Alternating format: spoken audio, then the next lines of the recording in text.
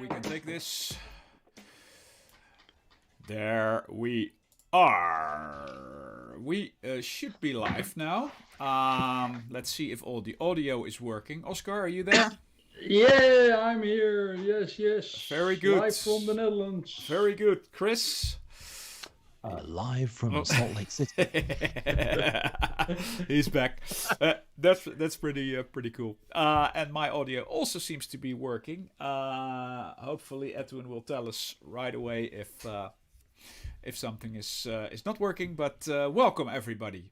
Today's show number 3 of 2022. It's the 25th of January. The first month has already been gone already. So Yeah. we're gonna start. Alles is okay, says Edwin, so that's fine. Thank you. What was I gonna say? Yeah, so the first month's almost done, so we can now start our countdown to Christmas, which is now exactly 11 months from now. On the 25th I like this. of December. So yeah. Today's show, we don't have an official program. We just don't have time to do that. But we've got some things to talk about. I don't have a specific order, but there are a couple of things that I've been doing this week, which are worthy of sharing. I have not. I've looked a little bit more to EV vehicles. Yes. And I've not done any test drives or whatever, so we can shortly get back to that subject. And another thing is that I've been doing some building stuff, and I finished one of the projects, and I've got sort of a bit of a surprise on the 3D front. So that's it from me. Then we've got some links that were sent through our group app. That we might. I think we should start off probably by watching those. And Oscar has some really great news, I heard. But, we're excited. We're excited for developments in the home front with Oscar. Yes, so that's for sure. And I've actually some unboxing to do. and So- he's got Yeah. Wait, unenveloping. unenveloping. Yeah. Yeah. Yeah. So that's It's enveloping as well. it's Yeah. and okay. Maybe we can do it before or after your 3D print news. Yeah. Because this is also involving 3D printed things. Oh, very cool. Very Yep. cool. Anyway, let's first of all, something that I noticed just before is that when I change any of our video windows, it'll change in all the scenes at the same time. So I can't do one scene with small windows and another scene with bigger windows, which is going to make this a little bit more challenging. But we'll get there, because what we're going to do first is switch over to our other screen, and then I just need to manually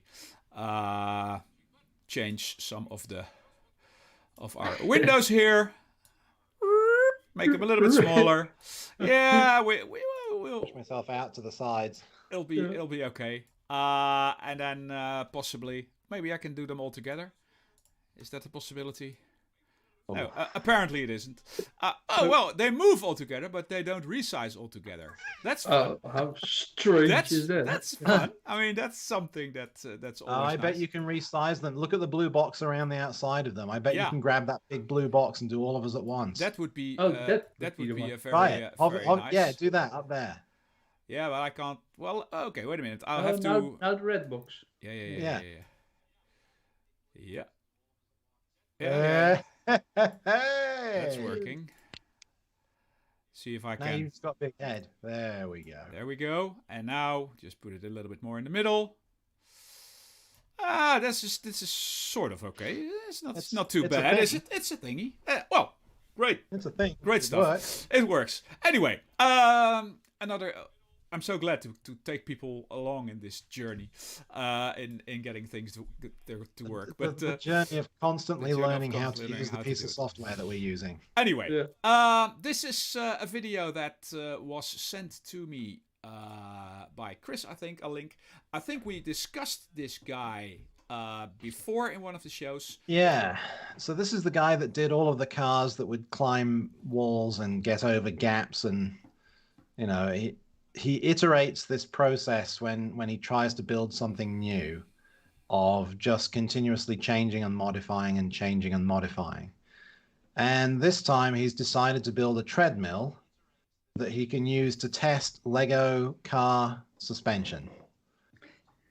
And it is brilliant. Yeah.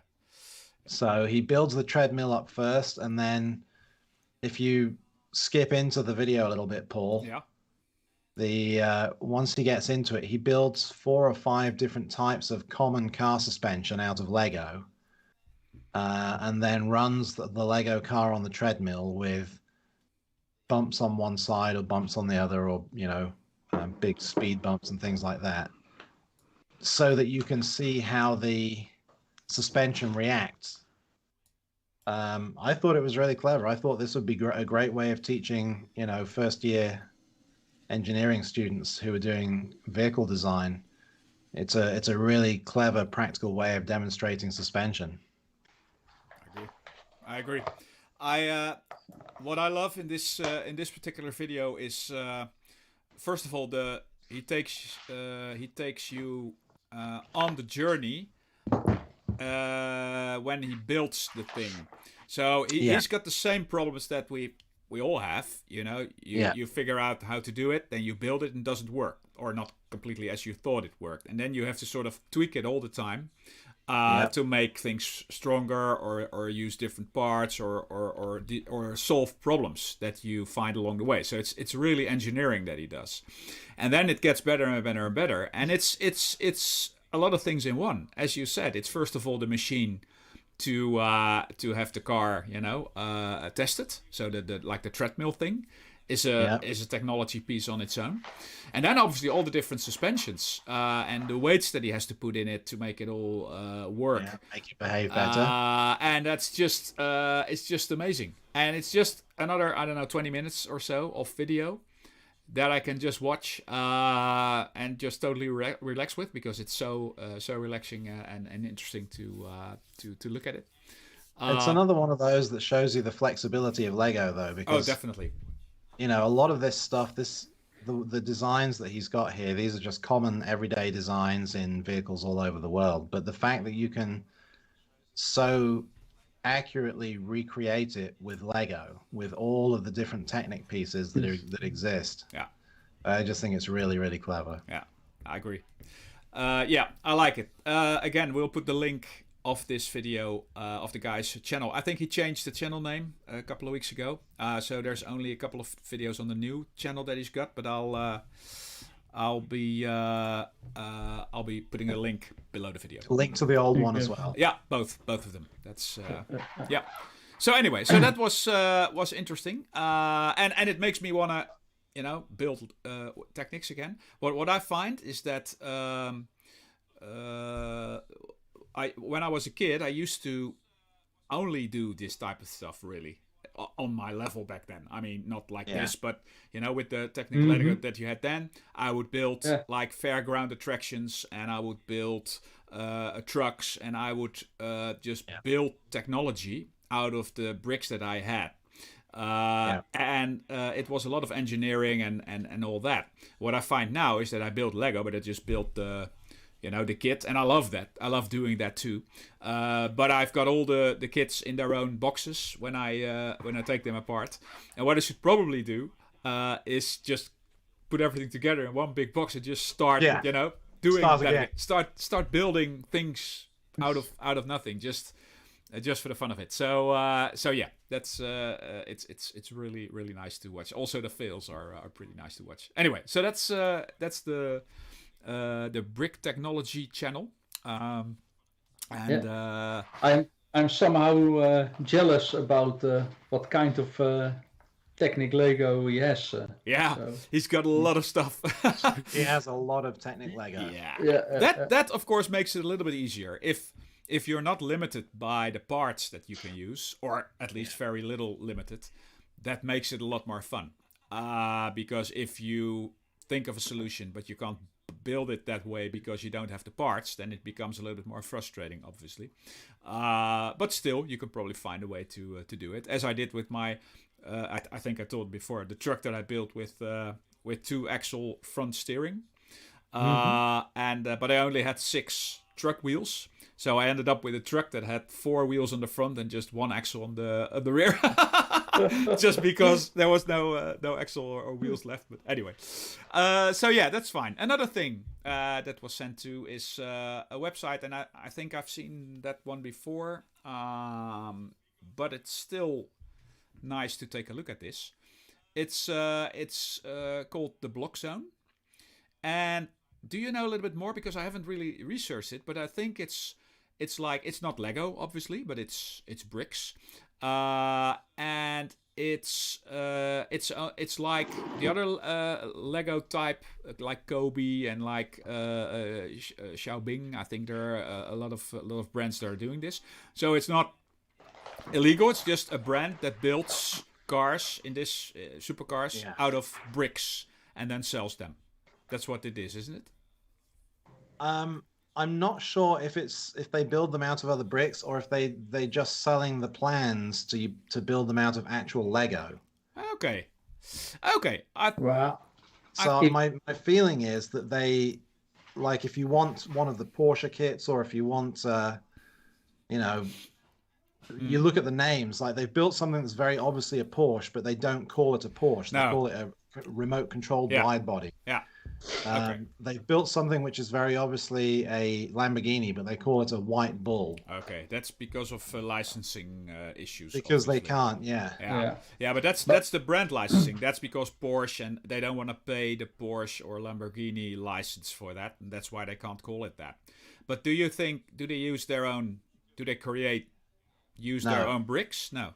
Okay. No, I think that what they're selling is the plans. Okay. And then you source the parts yourself.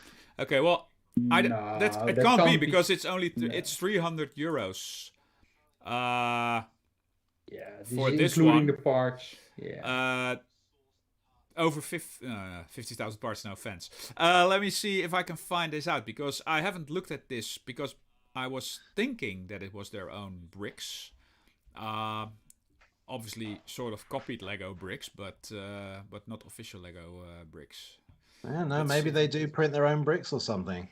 Could be. Let's see if I can find it out. But shipping and handling. I just thought it was interesting that because Lego have a limited number of cars. You know, these guys just do all sorts of different cars, and some of them look every bit as quality as what you would find from Lego. Yeah. Definitely. They're pretty big, 1/8 scale. Well, they've got several probably, but about us here. Let's see if we can find quickly something about what they're doing. I have to. And where do they ship from? Let's see if we can find it out. But let's see if we can find that out. This is what we do. I think they're actually using real Lego parts, but I think what they've got is they've bulk bought the parts and then they... Okay. Well, maybe some of our viewers can... No. It's on This Is Us. These are our blocks. At Block Zone, we have a quality control process through which all components are tested and tried. Yeah. So they've got their own... so it's a full kit? Yeah, but they're printing their own stuff. Yeah, they're manufacturing their own parts. Yeah, with Lego stuff. Yeah, because the parts don't have the Lego logo on it. I can see here. Yeah. When you look at the studs, they don't have a little Lego in it. So they print their own bricks, which are the same as the Lego bricks most of the time, as I can see it. But it's their own bricks, so they're not. I mean, the patent on the bricks has gone away, so they can just do that. And if they design and do their own, cars, it's all perfectly legal, obviously, and a little bit more cheap. Although they're not like cheap, but I mean, it's remote controlled a lot of time. Yeah, and they're based in England. Oh, okay. So Yeah. Well, it's England, so it's not EU now. So now it's become a sort of an issue with importing it. But it's here. I mean, the crane, the remote controlled crane. Almost, yeah, I was going to say if you go Yeah. to the where it's at the top of the screen where it says our range and go down to heavy machinery, Yeah. the third item there, the white truck with the red crane on the back, that looks yeah. like Yeah. that really looks like a Mercedes Actros. Yeah. Yeah. You know, it's very, very recognizable. So their designers have done a fantastic job. Yeah, I know now where I've seen this. I've seen this coming through, I don't know, Instagram or whatever. And I think it was maybe even this truck that struck me as beautiful and all, everything's working. But although this is a beautiful truck and it's big, it's almost 9,000 pieces. So it's almost like the Millennium Falcon. But yeah. You can see when you look at the close-up photos, they've like to do the side of the doors and everything rather than use some of the custom Lego pieces where they would just do a flat side. They've just stacked lots and lots of bricks together. Yeah, you can see that here. Yeah, it's really like you can see it here very clearly. Yeah, and it has a lot of motors in it. I see, and you can remotely operate it. It's almost 1 meter long. Yeah, it's almost 1 meter long. This is beautiful. Of course, it's 730 euros. I mean, that's a bit steep, but still, it's. Well, but the interesting thing is, people will always talk about how expensive Lego is. Oh, why can't we use third-party pieces? Why doesn't anybody do this sort of thing? Well, here you go. Yeah, exactly. Here's another company doing the same thing at basically the same price. Yeah. So it's. Yeah, there's a definite cost in manufacturing, definitely, and selling this sort of a brick type product. Yeah. So it would be interesting to buy one of the smaller ones and see how their bricks fit together with regular Lego bricks. Yeah, that would be a good one. That would be something for our. There you go. Yeah. A 600-piece A70 Supra, an old Toyota. Okay. Oh, that's actually cool. Yeah. Okay. If you go to the cars and vehicles by scale and go to 1/18 scale. Oh yeah, is it? I searched Supra and I can now. Is it the yellow one or? It's the little white one. Okay, let me do it the other way. So we go to our range. No, go to cars and vehicles by scale 1/18. 1/18. Yeah. Okay, I got it. R32 Supra. Yeah, that's the old Supra. That's the okay, it's 55 euros, 650 pieces. It in a way, it seems like they're expensive. Maybe they're not, but it looks a bit steep. I mean, it is 650 pieces, so. But 55. Yeah, but you look at the size of it, and then you think, how is that 650 pieces when the Lego Speed Demons ones are 300? Yeah.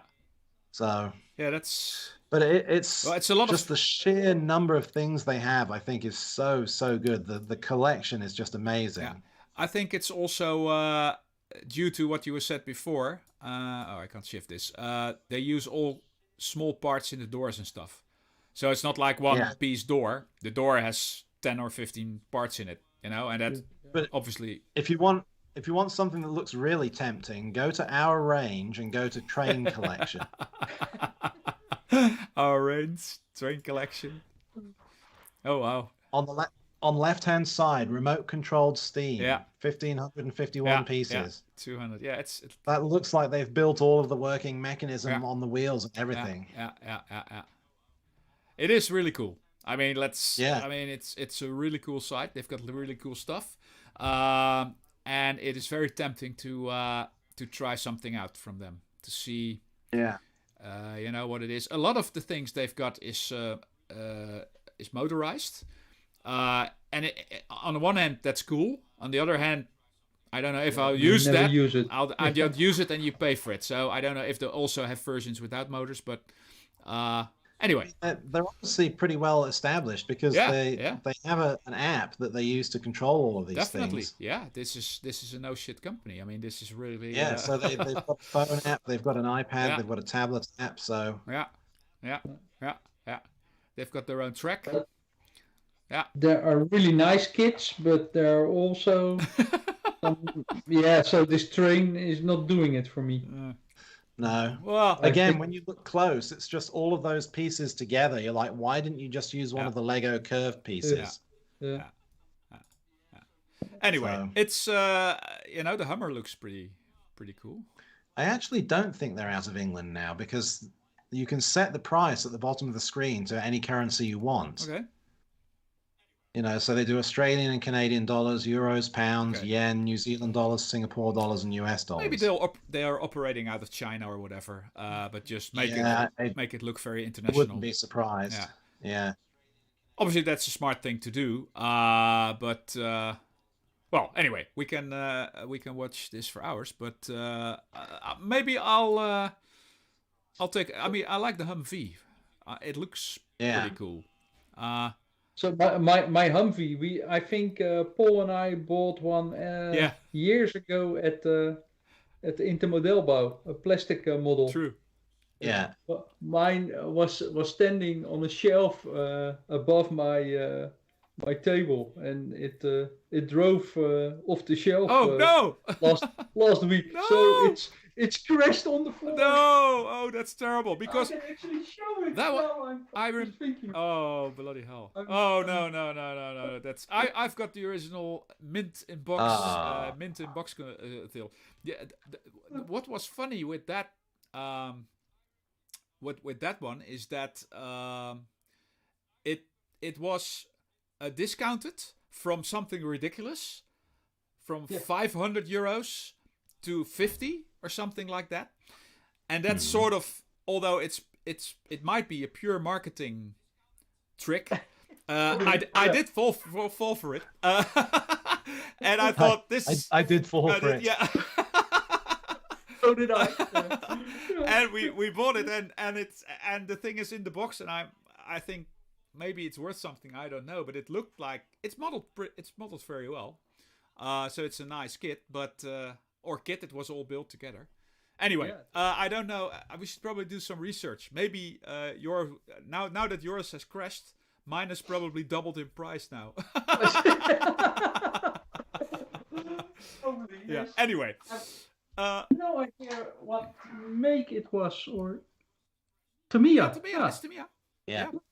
It's Tamiya. Yeah, it's some of they just bought a bunch of those out of Japan, probably imported it, and nobody cared for it, and they had to pay all the. So it's probably something they dumped. Anyway, so let's move on. I will also put the link to the Block Zone under the video when we're done. Another thing that was sent to me is let's see if I can make this. Well, full screen is probably not gonna. Is it? Okay, I'm gonna try. Which one are we looking at now? I'm gonna. Well, the helicopter, the Dakar helicopter thing. That was cool. Let's see what happens if That is some skillful flying. Yeah, I'm gonna try and make this a little bit bigger, without totally. Yeah, that's probably working. Did you watch that one, Oscar? Yep. Yeah, that is some very slick flying from that guy. There he goes. It's a little bit small, but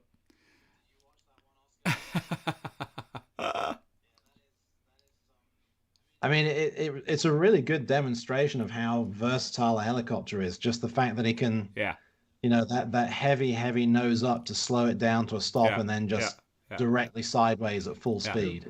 Yeah, it's almost like these RC lunatics that play with helicopters. It's almost the same.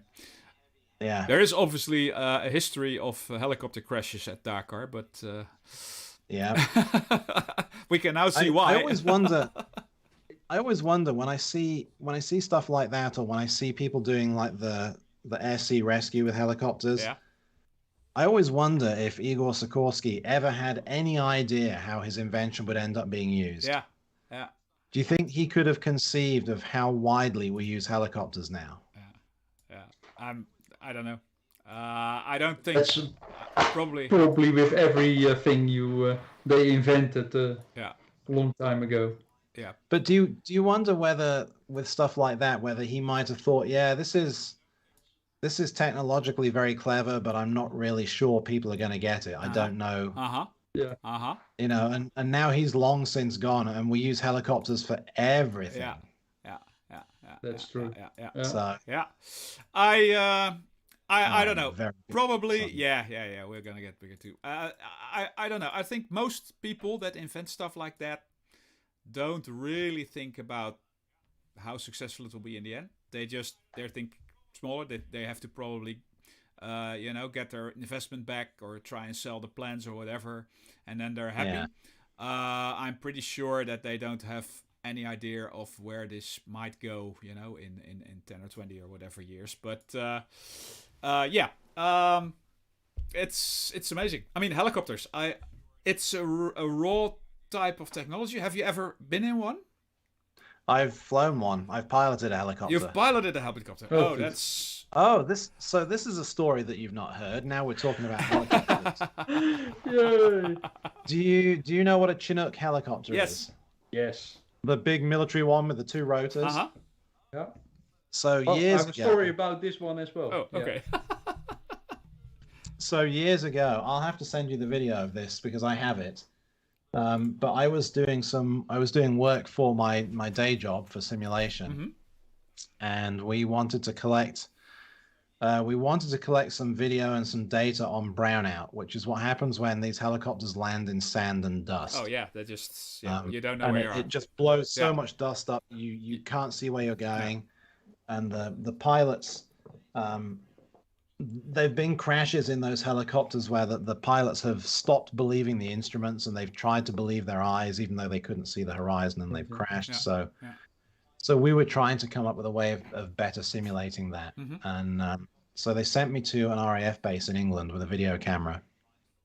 And and this was all been arranged beforehand. And I knew the guy because the person who was from the RAF that was looking at the simulator that we were building was their chief Chinook pilot. He's the chief instructor. He's the most senior pilot in the RAF.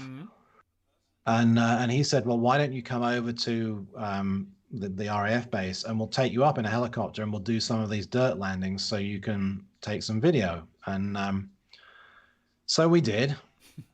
And I went to the Air Force Base, and they measured me up for a flight suit, and they measured me up for the helmet and everything. And he signed off with his crew because there's always 3 crew on board one of those helicopters. So that the crew had to be happy with me being in the helicopter with them as a civilian. And specifically because they had me sitting in the left-hand seat at the front. So I was sitting where the co-pilot would normally sit, so that I could see out of all of the windows and everything. So we spent half an hour to an hour doing these dirt landings, taking videos and photographs and everything. And he had the helicopter for 3 hours before it needed to be back. So he said, I've watched you fly this in the simulator. He said, do you want to try flying it for real? Yes. Yes. So I was like, yeah, I think I do. And he took the video camera and we sort of rearranged all the stuff in the cockpit, and he got it to a reasonable safe altitude. And then he gave me the controls and he said, just, I'll talk you through all of the different things you need to know. Yeah. So we did slow forward flight, slow backwards flight, to the left, to the right. We practiced turning, practiced hovering. Once he was confident that I wasn't just going to stuff millions of pounds worth of equipment into the ground, he spoke to the crew and he said, are you happy to let Chris do, landings and high-speed flight? And they were like, yeah, we're confident. and he said, okay, so we'll do some high speed flight now, and we were flying at 60 or 70 knots in a Chinook with me flying it, and we did hovering and landing, and it was amazing. I don't think I've ever produced so much sweat in all my life. Yeah. But I was fully. He wasn't. No. He didn't have his hands on the controls or anything. He was filming me, and he was talking to the other guys. Yeah. So I was fully in control of this thing, and he's, you know, we were getting towards the end of the flight, and he said, okay, he said, I'm gonna put the camera down. He said, because I'm gonna, you know, make sure I can take control, but I want you to fly back to the base and follow the other helicopters in. Okay. So he was on the radio, and he got us into the pattern. So there were 3 Chinooks in front of us, and then me, and then 2 behind us. Yeah. And he said you follow them down, and you do a rolling landing. So you sort of flare when you're close to the ground, and then you touch down, and then you keep rolling forwards on the runway. Yeah. And he said, once you've landed, I'll take over. Yeah. But he was there ready with the controls all the time then, because, you know, we're now in with other people. Yeah. And I got it onto the ground. I got it onto the runway pointing straight, and we rolled, and he took control, and they went back to the parking bay. Amazing. And cool. When he said to me, he said, are you sure you've never flown one of these before? I said, no, I've only ever flown it in the simulator. Mm-hmm. And he said, you have a peculiar talent for flying helicopters. Yeah. You should look into doing that as a living. That's cool. That's cool. It was, you know, cool. Other than the day that I got married, that was probably the best day of my life. You're only saying that. I can imagine. You're only saying that because we're on YouTube. The helicopter was the best day of your life. you may think that. I could possibly comment. No, she's coming. Look behind you. She's coming through. Look behind you. Oh no, but that's a great story. I have photos and videos from that day, and it was. I mean, I had a smile that went like to my ears. Totally fucking believable. All day. I can totally believe that.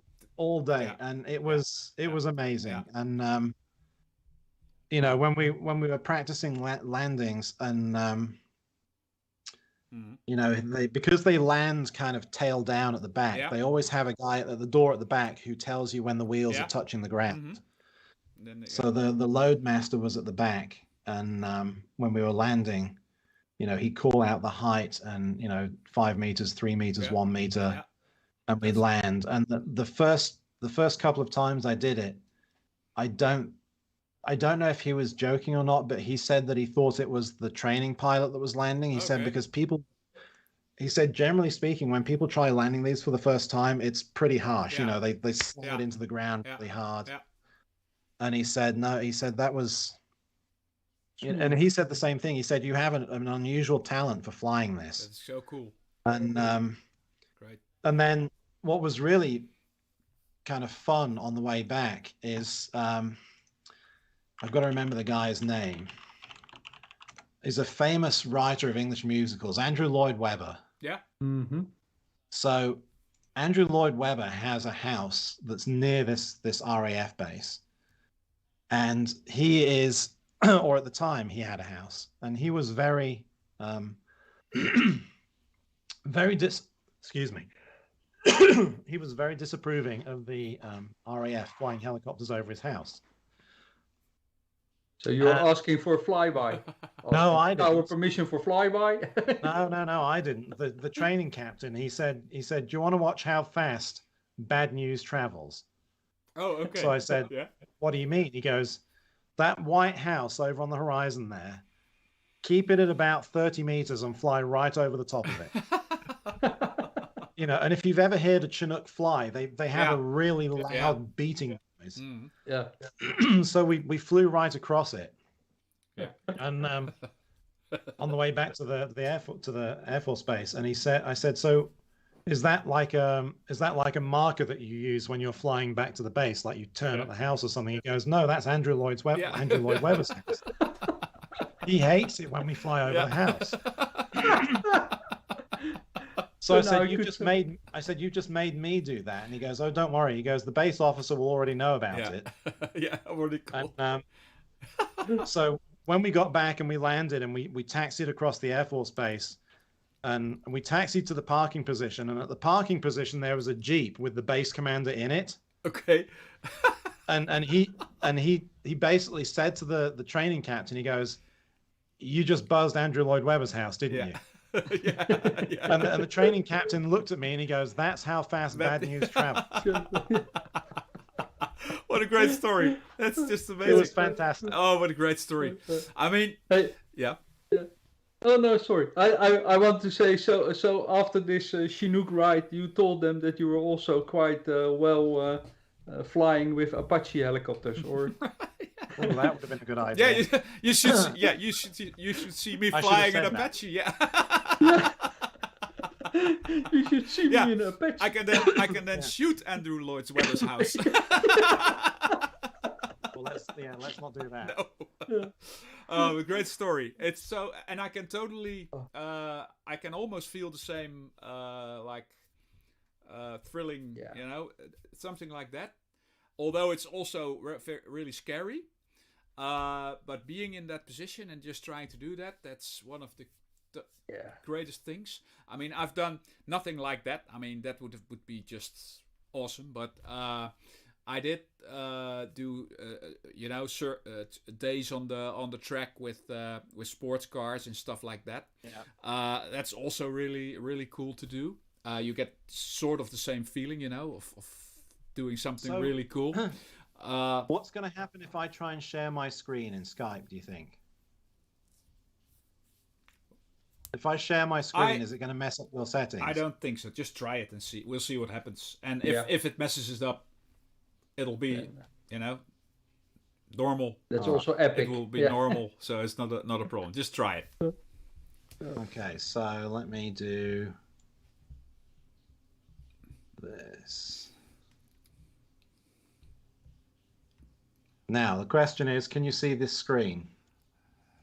I can... Well, it did mess up something, but let me try and correct that. Oh. Give me 1 minute to see if I can fix this, because it does something, but apparently... Oscar has gone all the way to the side now, which is a bit weird. That's okay. I'm looking at Oscar now. Okay. Hi, Oscar. Hi, Chris. Yeah, I'm seeing your images. Yeah, I'm not getting Chris. Let's see why this is not working, because it should work, but I can't see Chris's window anymore. Okay, still. I like to challenge you. Yeah, but that's fine. Paul. That's okay. It should. I can't see why. I mean, it's the same. Like window, you're just sharing your screen instead of your own face. So I don't know what reason, it would have to go wrong. Well, it doesn't work. I can't. Everything is completely messed up now. So and I can't. Well, that's. I can't get. Okay, let me try and. I should be back to me now. No, you're not. No, this is now messed up. Probably. Yeah, it always goes wrong. OBS cannot handle this type of thing for some reason. Again, we need to pick a day when we're not broadcasting and just fix this. Yeah, but you can't fix it because it's different all the time. It's not like a stable situation. I've got a window now that's about a mile high, and I'm trying to scroll down until I come to the top of that window, but it doesn't. I mean, there is no end to it. It just is. It has gone all the way up to Mars or something. I don't know. Why this is happening? Something is happening now. At least the size. It's very weird. Sorry, viewers, for this very entertaining intermezzo. I will just try to fix it. I will talk tell to my us. I will tell my Chinook story now. Yeah. We were actually driving.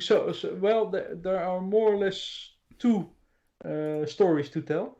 A friend of mine who's living in het rivierengebied, the river area of the Netherlands. And there they tend to do trainings from the Air Force. So they also fly with the Chinooks over the rivers. And we were there one day, and I thought I heard one. So I thought, oh, let's run into his backyard to see the flyby of the Chinook. But they had a German Shepherd, and it was a crazy dog, but they tend to want to keep the herd together. So I ran outside, and before I knew it, it was hanging in my leg because he said, "Stay here." So that was less fun, but it was quite nice to see it just a couple of meters above the water, flying over. So that was very nice. But what I actually wanted to tell was that we were driving, and I think it was in the Death Valley years ago. We were just driving. It was a complete sunny day, and somehow at one moment we were driving in shadow. Yeah. There was nothing to see, nowhere, and all of a sudden we were in the shadows. And then just a couple of seconds later we heard it, and then a Chinook flew over us. Low level. But somehow all of the complete desert, they needed to fly with the shadows over our car. Of course. Well, you were something to annoy. Yeah. yeah. Well, I'm always wondering until today if it was meant to do this. Yes, or no, that they were doing it on purpose. It was absolutely intentional. Yeah. But it was spooky and great. Yeah, I can imagine. So, So if you look in our group chat, I've put a link to a shared album where you can see photos and the video. That if you want to put that up this week. If not, we'll do it next week. But we can do that next week because that would be cool. Yeah, but it's definitely cool. Yeah, great stuff. Yeah, experiences like that. Those are the greatest things. I mean, that's just something you'll never forget. No. Driving a race car, flying a helicopter obviously is the pinnacle of that probably. But I always dream of flying a plane or whatever, but a large one. So not a Cessna, but I wanna fly, a 747 or something like that, because I would really like to do that. I can arrange that. You can. Okay. I'm coming. I can put you in a simulator, like a full moving simulator. Yeah. But that would be so cool, because I've done it on Flight Simulator obviously, and I've done crazy flights, hours long. Just do the whole flight path, get all the force, do the whole thing, communications as far as that works in Flight Simulator, and then fly from Amsterdam to Ibiza or whatever, and then land there at night, and it is so cool to do that. What I did once is I flew. A friend of mine is a pilot at Germanwings, and he was flying us from Köln to Nice, and we could actually be in the cockpit with him. Nice. So that was a really great experience, and I mean, it must have been not easy to arrange that. So I was there, just trying to get it all in.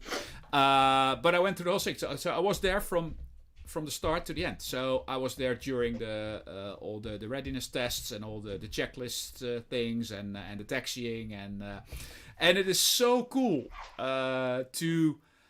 it's cooler because I had flown that plane. It was an Airbus, an A340 or something. I'd flown it in a flight simulator, so I knew a little bit of what was going on. So I knew where to look. I knew what he was doing. When he was turning on the knobs, I knew that he was doing the autopilot, or he was doing and the trim thing, you know. And I saw all that, and that's cool. That made it so much cooler than if you don't know what's happening at all. Yeah. One thing that I did not know, and which is the thing that I always remind, is that they have this little like handle where they do the nose wheel. It's like a little turning knob on the left. Yeah, the nose wheel steering. That seemed so stupid to me that they would do it like that. I don't know why, but that stuck with me. But anyway, so we flew the whole thing. We had a very difficult landing with high winds, crosswinds.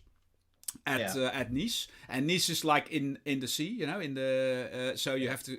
That was really, and he was almost sweating. I think it was a pretty difficult landing, and he said so. He said, "Yeah, that was quite tricky." But what I did is I reenacted that whole flight in Flight Simulator, and I made a DVD out of it that I gave to him. So I mixed the pictures, the film that I took from the cockpit, with the actual flight simulator, flight, and I mixed the and the landing and the gate and everything, and I made a whole video of that. And I'm still trying to find it because I think I've lost it, which would be terrible. But I can probably find it back somewhere. Anyway, one of these things, you know, it's so cool to do that, and that's when I thought I would just like to try it, you know, fly a plane like that, and it would be so cool. And being in a helicopter, that was why I thought of it. I have flown in a helicopter as a passenger once in Andorra during a skiing trip, but that was one of the most simple, basic helicopters that you could think of, and the amount of noise and the amount of shaking. They're not smooth. It's just like, how does this thing not fall apart? You know, it's like and the pilot was flying it pretty easy because we were there, obviously. So he was not doing any really crazy stuff. But it looked like, you know, and of course the like the rotor, you know, the clapping of the things makes a lot of noise. And when he pulls up, obviously it gets worse. And we were just in this thing going, and it was like 5 minutes of total madness, and then we landed again. You know, that's what I can remember of it. But anyway, it's fun. Helicopters are cool. So I think we should hand the floor over to Oscar now, because Oscar has an unenveloping and some exciting mechanical news or technical news. Let me first shortly before, because we have the 3D link to talk about. I will show you something. Can you share your screen again? I can't see. All I can see is Oscar at the moment. Oh. Let me see if I can. Why did it? Oh, actually, I also have this in Skype, but it stopped sharing when you did that screen sharing. Hey, there you are. I can see you again. Yeah. I know a little bit of what went wrong. When you started your screen sharing, it killed my screen sharing in the Skype thing, and that's why that went wrong. Anyway, so you can see us again. I've been doing a project which I had downloaded. It's a downloaded model months ago, and I never came to it to print it, and I've started doing it, and I'm not sure if that was a good idea, but this is one of the parts. I don't know if it's visible enough for you to see, but this is just one part. This looks like something out of Star Wars. That is correct. And if you can guess what ship it is, that would be totally amazing. And I can give you another clue. It looks like it might be a snowspeeder. No, it's part of the Millennium Falcon. This is another part of it. Wow. This one is just the bracing. It has to come off still. Yeah. But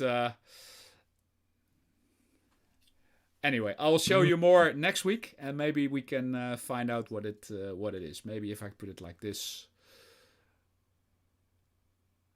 Well, that's why I thought it was a snow speeder. Yeah, but no. the angle's not right. Anyway, I'm building this, and the thing is, X-wing. it is. You're right. Oscar has won the prize. It's an X-wing.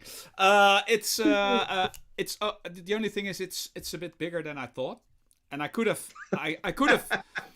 scaled it down, obviously to 50 or whatever %, but I didn't do it. So I started printing it, and then I had part like this, which almost not fit in my printer, and cost about, I don't know, $20 in resin. So I'm not sure where this is gonna go, but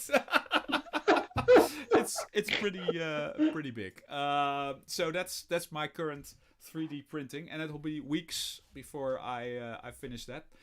So I will show the parts that I'm printing every week, and then we will come to some sort of, hopefully, to some sort of a total. But I think it's probably about a meter long. No, not that much. But yeah, I was going to say, when you come to print the wings, they might not fit in your printer. No, that's another thing. Because the wings are going to be quite long. I think I have to slice them up or something. We'll see. It's gonna be interesting. But so you need a lawn mower motor or something. To get it in the air. And then you can fly it. Yeah, I can sit in it. Yeah. Anyway, so that's very cool. That's my cool. camera is not focusing. Yeah, it is now. Yeah. So that was my cool. Yeah. So well, on the 3D printing part. So actually, well, you did not react in the group poll, so I thought, well, it's not something you tend to do. But this is a group for the viewers. This is a group of nice guys, friends of mine, really, that go on a skiing trip, and I'm not going. So if you don't mind, I will not react in that group.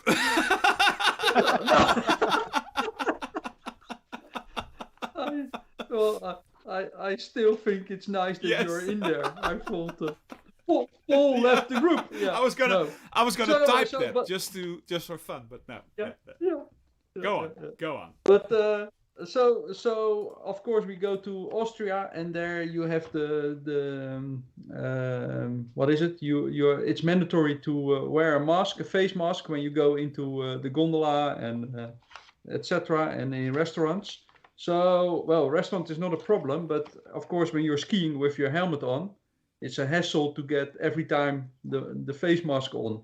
And of course there are companies who sell now easy clips to put on your helmet where you can just mount your face mask. And then there was also a party who, for I think €2 per set or something, 3D print them. Please let them be stick-on ears. Yeah, so let's see what's coming out of here. Please let them be ears. Very nice written note. Hi Oscar, or actually Martin. Martin was the friend who ordered them. Thanks for your order and have fun and enjoy your vacation. So another envelope. So let's see what's coming out.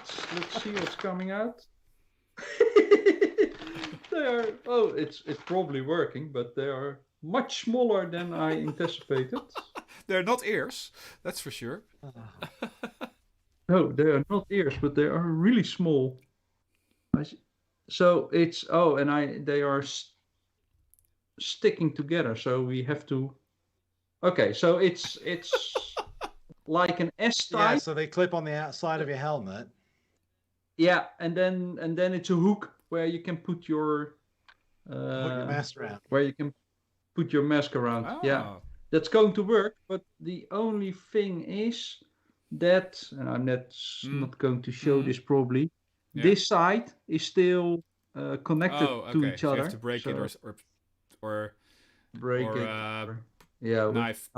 Just separate them. Okay. Yeah, okay, that's looking nice. I so wanted those to be a pair of stick-on ears that you put on the outside of the helmet. Yeah. Oh, this one actually works. Yeah, this one works. So here you see, maybe you see the. Yeah, that was it. Yeah, yeah, that was one. Yeah. Okay, cool. Well, so it's a bag full of these things. Really great. So we can all enjoy. mask. Everyone except Paul. Yeah. Yes.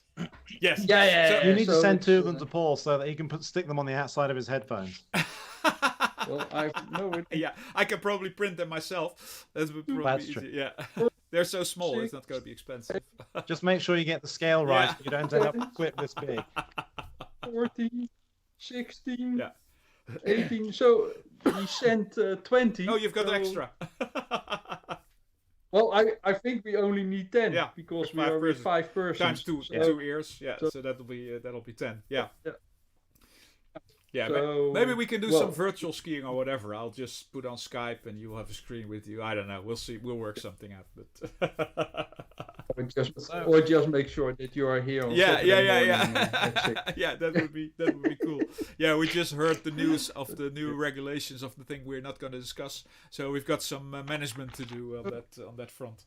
Anyway, yeah, but that's I mean it's a cool idea. And it's cool that they can just print it and send it to you in 1 or 2 days. Well, they may have a little bit of I think stock, that. but still, it's pretty cool. It's So speaking of parts, I believe there's news on the coffee machine. Yeah, really nice news. So I'm not sure, guys, what I've been telling in the stories, but. Couple of weeks ago I ordered the pressure valve part. Did I talk about it? I think yeah, so. you talked about ordering it. Well, I ordered it. It came and I placed it in the system. I really think the pressure is higher now, but it still puts the coffee in the leak bucky. In the leg trash can. Yeah. in the leg bucky. So that was nice €30, but nothing happened at the end. So then I still thought, well, I'm not going to fix this myself. And then I started searching again. And that's actually funny to say. So normally I'm working on an iPad or an iPhone with Safari. And I did all kinds of search on my coffee machine with Safari. And then somehow I was sitting behind a laptop, a Windows laptop, and used Chrome and started to search for my coffee machine and found complete other topics, etc., etc. So still not the answer to the problem probably, but I found just a 10-minute drive from my house an espresso machine shop which repairs this kind of machines, and it's actually they do for free troubleshooting, and if you then decide, and they tell you what it's going to cost, and if you decide that you do not want to do it, then you can go there, get it, and it's still for free. So it's nothing, and but then you get it back in parts, and if you want to have it back as one, it costs you €45. And if you want to let it just leave it there and forget about it. That's also I think at the end you need to pay €45 then as well. But and otherwise they make it for you for the cost price, they say, and you get half a year of so have you taken your coffee machine to them? So today I brought my coffee machine. So that's actually the big news. Cool. Oh wow. Yeah. And but I thought, well, what could it be? But it's quite a big shop. And he was telling me, he showed me, I think there were at least 20 machines still waiting for a verdict. Wow. So they were busy building them, and he said it's crazy. It's so busy.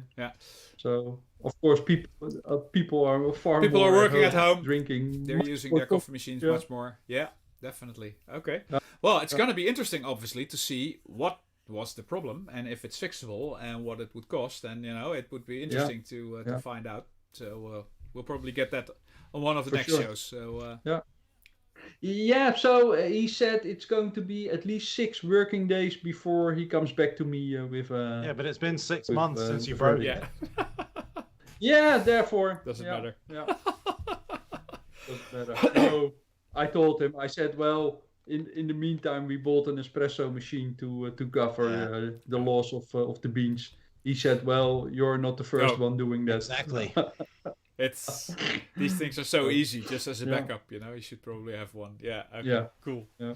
Well, okay, so that story will be continued then. Well, gentlemen, we've managed to fill an hour with nothing again. Yeah, and a lot of technical mayhem again. But what we could do, obviously, is do what we planned and do just a show between us and figure out some of these technical things if we can find them. I think you should also look at the other version of OBS, not OBS Studio, but just the regular one. Okay, I don't know which one I've got. I've probably got the OBS Studio, Okay, maybe. Yeah, you've got OBS Studio. Maybe that'll work. But well, the thing is, now I know when you shared your screen, it obviously messes something up in the sizing of things. So, and that's the problem. That's the only real problem. The audio problem now has been solved. But that resizing of windows and scenes is sort of a mess. So we can try something else. But for now, I think we've got another show, which was hopefully entertaining enough for people to watch us again next week. So thanks for watching. Please like, subscribe, do your thing. Let us know what you think. If you bots. up there. And then we will all be here again, I think, next week. So, Oscar is not sure. Well, maybe I'm dialing in from Austria. Broadcast from our live reporter. Yeah. Probably totally wasted. Yeah, I don't want to know. Yeah. So maybe next week is going to be a challenge. Maybe it's just Chris and I. We'll see. We'll see how it goes. If we end up not being there, we'll see you in 2 weeks. And if not, then we'll probably do something next week, if only for 50 minutes or half an hour. Thank you for watching. And yes. see you later. See you later, guys.